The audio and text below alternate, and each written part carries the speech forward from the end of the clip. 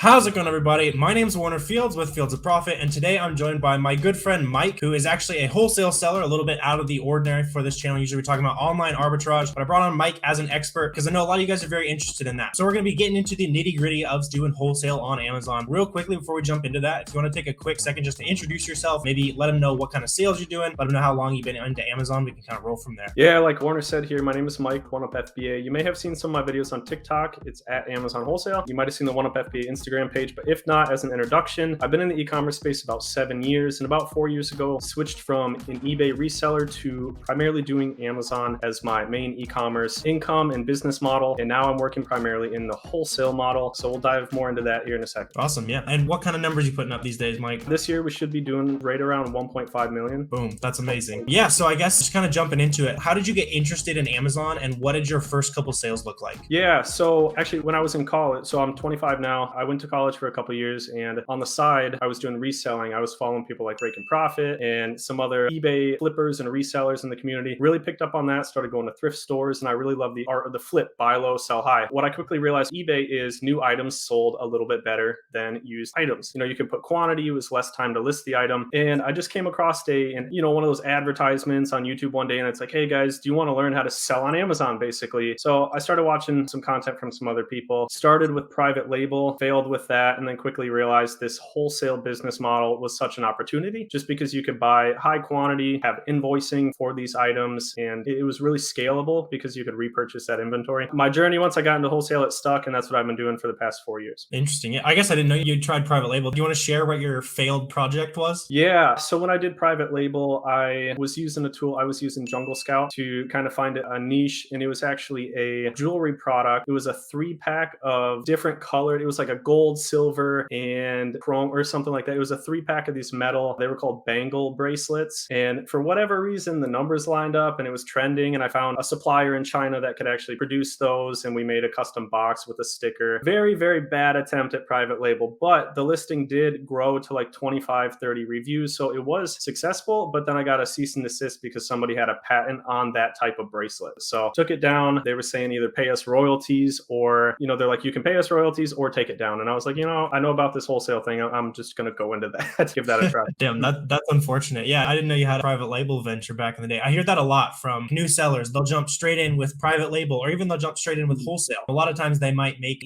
some expensive mistakes, anything like that. What kind of, in retrospect, advice would you have for someone, let's say they want to jump straight into wholesale? What kind of, in retrospect, advice would you have for them so they don't go out and lose their shirt? That's a really good question, Warner. I would say if you are just looking to start in wholesale, wholesale is a capital game. You can start with a little bit less capital, but I'd really recommend you can start with like $3,000 to $5,000, I think is appropriate for wholesale to place your first purchase order. A lot of suppliers will have a minimum order quantity for like $500 or $1,000. So to be able to test a few different products, it will take roughly $3,000, $4,000, $5,000 is kind of where I started with. But if you're just looking to maybe transition into the wholesale model, or you just want to start in the wholesale model, it's mainly those two things. One, have some capital up front and be ready to buy a few additional softwares to maybe scan some spreadsheets when you open those accounts. And if you're looking to work with suppliers, I highly recommend start by looking locally. A lot of people always they'll be in New York and they're looking for suppliers in Florida or California. And every single state has local grocery distributors or general merchandise distributors. Simply using Google and using those keywords like supplier, distributor, wholesaler in your area, maybe find one of the more populated areas in your state and just use that as a starting point. Or you could check out like Yellow Pages or White Pages and just type in those keywords, wholesaler or supplier. Yeah, that's an awesome nugget there. If you kind of want to just, before we get into the nitty gritty, if you want to quickly break down how the business model works, do you have a warehouse? Like, do you have a whole bunch of distributors? Or if you want to share that kind of stuff, how does the operation work when you're doing wholesale? Sure. So the wholesale business model it's a pretty cool model because you're not really reinventing anything new. Why reinvent the wheel, right? It's the same model that your large retailers are using, like Target, Lowe's, Home Depot, Costco. Basically what they're doing is either working directly with the brand themselves or with a large like master distributor, and they are consistently placing purchase orders that get delivered by the pallet to their retail store. But in the case of how you guys would start in wholesale or how we currently do our operation is we get 3 documents. You will need an LLC, an EIN number for that LLC, and a reseller's permit within your state. Now, with those documents, you will be able to open up wholesale accounts in some of the same accounts that Walmart and Target may possibly be purchasing from, these big master grocers or these toy supplier, beauty supplier. But essentially the business model works like this: is you get those documents acquired in your state. That way, anytime a supplier is asking for that, you have it on hand. We want to be prepared ahead of time. There's no reason to reach out to a supplier if you don't have these documents. From there, you would request for an application, or they will provide an application for you to fill out to open. It's called opening an account with a wholesaler. From there, if they accept your application, they will either provide you a login to their website where you can view their products and the wholesale pricing on those products, or they will send you a spreadsheet that you can analyze using a software, or you can go through manually to cross compare those products available at wholesale pricing and look at what they sell for online retail pricing on Amazon. Now, in terms of what this looks like when you're actually ordering these products, is you will typically place your order. If the supplier will ship directly to Amazon, you would create a shipment for that, just like you would send OA products or something that you're doing RA. It's no different. You would just be sending typically a pallet or multiple boxes. So you create the shipment, send that over to your supplier, and use your supplier's address as the ship from address. Then your Amazon truck or partnered carrier would go pick that up at your supplier after you have obviously paid and they've picked the order. And then that would then get delivered at an Amazon facility. Another way to run this business is at scale. There is a lot of cost, or sometimes when you're carrying many SKUs and you start to scale within the wholesale business, you have more control over your inventory to bring it all to you, maybe in-house some warehouse workers to have just more quality control over the product, separate any damaged inventory that might have been on that load from their warehouse. It does happen, to prevent less inventory getting to your Amazon customer damaged. So that's kind of how we operate. Is we have a warehouse in the Midwest, and all of our suppliers ship directly to our warehouse. We receive that inventory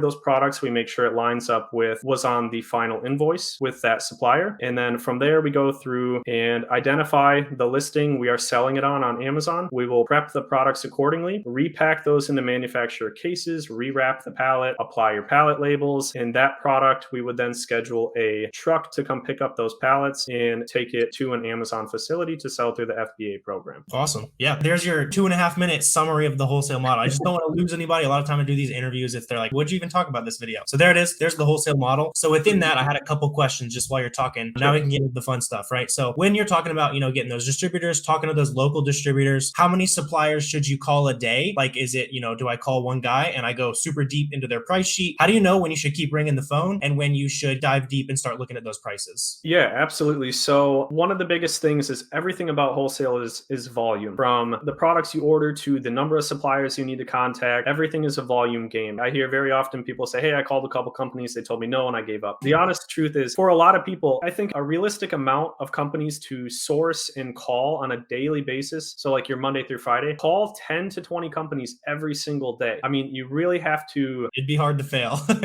That's what I always say. You might get 99 no's, but one yes, and that supplier may have 5 or 10 products that work for you, which can literally kickstart your entire business. So it doesn't take a whole lot of product to really start generating some pretty serious revenue on Amazon, especially people in the OA space definitely know that. Is you can find some crazy good deals that really launch your, you see people having 0 sales and the next month they have $5,000 in sales. So that's the difference of just a few items in some cases. But everything's a volume game. Don't give up. You definitely want to use Google at a bare minimum. If you're not sure where to start, use those keyword searches. And I like to do it in 2 phases. I think this will help a lot of people. Instead of finding a company and calling them and try to land that, and then trying to find another company, call them and, trying to land that one, just do the process all in one. So make a list of all the companies and all their contact info that you have found through any type of method, maybe Google, maybe white pages or yellow pages, look in different states, maybe 2 states away. Compile a list of like a few hundred companies that you could look on their website and say, hey, they have a lot of name brands on here. They're showing a lot of maybe their own brand, or at the bottom of the page, it might say open a wholesale application, anything that would lead us to believe, hey, this could be a potentially good lead. Take that contact information, collect that email, and put that into an Excel spreadsheet. And from there, as you compile those, when you get downtime, just call one supplier after another. Now, the email approach does work, but I often hear that calling companies, and from my personal experience,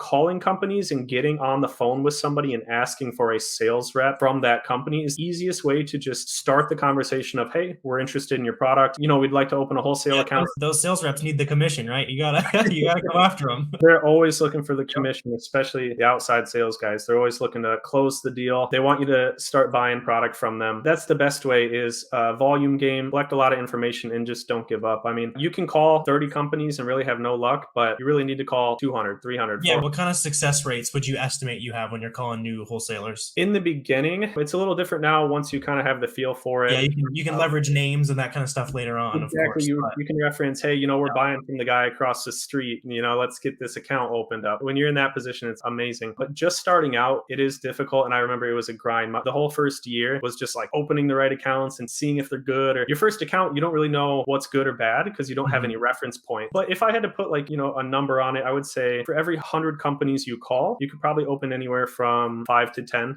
around there. Not a high percentage, right? But it's going to pay off big time for those of you who go out, pick up the phone, and don't stop till you get that yes, right? Yeah, so that's awesome. So once you do get those wholesale accounts open, all that kind of stuff, or maybe we should play a little game here real quick. Sure. So you're calling me up on the phone, and I'm a wholesale supplier, but I don't sell to Amazon sellers. What are you saying? You don't sell to Amazon sellers. Yeah, we don't mess with Amazon sellers. You got to have a brick and mortar. Like, you got to be traditional retail store. What are you saying to them? Yeah, you're going to run into that often. The first approach would be, let's say, for instance, this guy's name is John. I would say, hey, John, I totally understand. A lot of new sellers are coming into the space, lowering prices, or maybe trying to, they're buying brands from you that you guys don't want on e-commerce platforms. But may I ask, have you guys had an issue with Amazon sellers in the past? Or, is there any type of minimum order quantity that maybe we can consider? If we hit that order, would you mind working with us? Really, it just comes down to asking them a few questions. Now, some buyers, it really is as simple as it's just black and white. If they do not sell to e-commerce, the answer is sometimes just no. And we just move on, and don't take offense to it, because it's not, it's not just you calling in here and no, it's not, they don't want to sell to you. They're not selling to anyone. Yeah, it's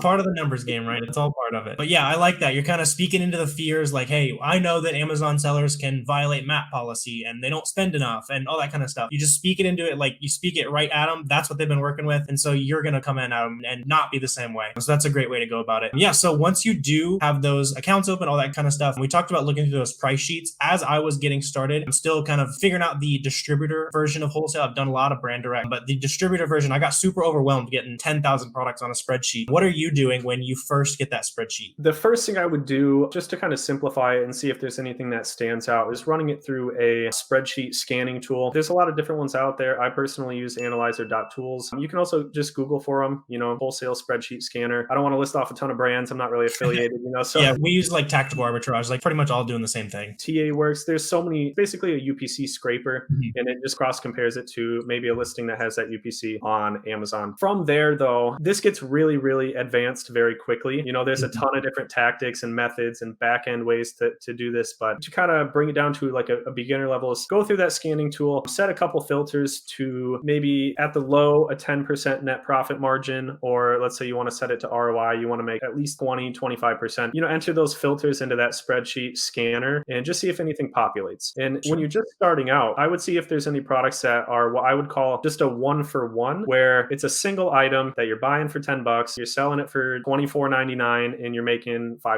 $6. Those are going to be your easiest, where, eventually when you have some other software, calculate how many sales a month, calculate competitive sellers. Those are real easy items. But a good approach also is everybody, that's the other thing too, is everybody can do that. A lot of people are getting the same spreadsheet from the same supplier and running it through a scanning tool that's, connecting UPC codes. So one of the ways that the same kind of thing we talk about in OA, where it's, running a tactical arbitrage scan that everyone else is running. Like, that's why we go in with the, the seller amp, manual sourcing, all that kind of stuff. It's very similar to digging through those spreadsheets, all that kind of stuff manually. And we actually used seller amp to do that. I don't know if you've done that before. You can click the Chrome extension, paste it in. You can do all of your research all on one page, just in the spreadsheet. And that's what we were doing, at least. But yeah, go ahead and finish your thought there. Yeah. So there's definitely, I could go off on like 10 different levels of there's, we could get into the weeds for hours, right? There's a million different ways to source. At the baseline minimum, sometimes I kind of, after you get the results, and let's say that spreadsheet is processed on one of these scanning tools like Analyzer or TA or whatever tool you want to use, I like to pay attention to kind of take a step back and look at the list for what it is. What brands, like what name brands are populating on this list? Are we seeing Dove bar soap? Are we seeing, Olay products? Are we seeing name brand grocery products like Twizzlers and Quest bars? And, look at the brands specifically, because oftentimes if they carry one of that SKU and they're a large, let's say, grocery distributor, they will likely have a vast array of that brand's products. They will have all different types of that brand's products. So you say it might not be on the pricing sheet, but they've still got it if you asked them? Sort of. Like, the reason it might not show up, it would be be on the master list, but we're reviewing the results after it's been scanned. So in some cases, there are different multi-packs and bundles and really good opportunities out there on Amazon that do not connect with the UPC code from the spreadsheet. In a lot of the listings we sell are listings that might be actual manufacturer bundles that won't populate under the UPC code that the supplier has, but they actually do carry both products. When you go back and just type in, search the spreadsheet for, let's say, Go Macro, nutritional bars, type that in, you notice they have all the different flavors, and you can find cool bundle packs and different opportunities that are very profitable, but they wouldn't have populated in a spreadsheet scanner. And that's just like level 2 of paying attention to the brand themselves, and then just looking on. I actually really like when a supplier has everything listed on their website. A lot of people are like, that is so annoying. This supplier, I hear it so often teaching a lot of new students for the wholesale business model that once they start within the wholesale model, they will get really good accounts, but they're like, Mike, they're not giving us a spreadsheet. How are we going to process all this information? And I say, hey, this is actually a really good opportunity to make a lot of money, because think of all the people that land the account. They say, oh no, we don't have an Excel spreadsheet. So they opened the account. Now they don't have a spreadsheet, but the people that go in and look at what brands are they carrying? Are there any specific items that I can recognize that I know are hot sellers or hot brands on Amazon? And of those brands, are there any listings that are primarily FBM and FBA sellers? And there's a lot of tools to type in a brand on Amazon, scroll down, and you can see a preview of who is the buy box. So you can quickly look through those search results and say, oh, these 2 listings are always FBA, and backtrack and say, hey, if this is a good wholesale account and other FBA sellers have it, I wonder if I could just go search this on my supplier site. And a lot of times you will actually find that those products are profitable. It's just not a lot of people are wanting to do that manual deep dive. Yeah, I gotcha. That makes a lot of sense. That's a big nugget for those of you guys still hanging around. So basically, you're looking at those catalogs, you're looking for kind of those bundles of the super fast selling, the Dove soap that everyone's using, but maybe it's bundled with, it's the liquid and the bar, that's just an example. But other people aren't digging, that those 2 are on the catalog, you're combining that knowledge together, and boom, you've got an awesome product that everyone else isn't going to find because they're not going the extra mile. They're just using the scanner. They're scared of those website based ones. They just want Excel sheets. So going the extra mile, doing that manual research really pays off big time. Yeah, absolutely. Yeah, so that's awesome. Thanks for coming on the channel, Mike. Tons of knowledge dropped on the audience for today. If they want to come and check you out, see what other information you got out there, where can they find you? Yeah, absolutely. You can follow me. I just made a YouTube channel, so by the time you guys are seeing this, I'll have my first upload. So definitely go check that out. And that is OneUp FBA, or it's Amazon Wholesale, and then OneUp FBA, or it'll be more than likely linked below this video. Yeah, we'll drop all the links down in the description. Go subscribe and all that good stuff. If you want to see some of my TikTok content, it's at Amazon Wholesale, all one word, and at OneUp FBA, all one word on Instagram. Awesome. Yeah, it's good to have you on the channel, Mike. Mike's actually one of my good personal friends now, just from going out networking, DMing people in the community. So as my end of the video soapbox, go make friends with people in the Amazon seller community. Mike and I have had hour-long conversations. Nice to just share knowledge, all that good stuff. But if you guys did get value out of this video, please try to hit the subscribe button, all that good stuff. Helps me out with the algorithm. Let me know if you guys have any questions, comments, anything like that. Always happy to answer those as well. But I really appreciate you guys watching, and I will see you next time.